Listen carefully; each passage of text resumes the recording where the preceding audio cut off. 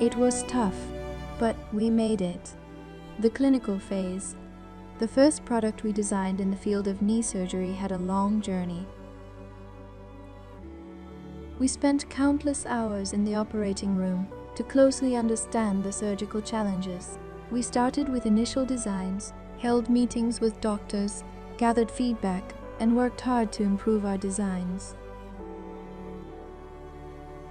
After 7 months of relentless effort, it all paid off when we built the first prototype, ran all the necessary tests, and successfully performed the first surgery on a patient. This journey became even more rewarding when we could provide a solution for a woman who had undergone multiple unsuccessful surgeries. Even abroad, we were able to prevent her limb amputation, helping her stand on her own feet again, walk, and 5 years later still be satisfied with the results. It was tough, but we made it.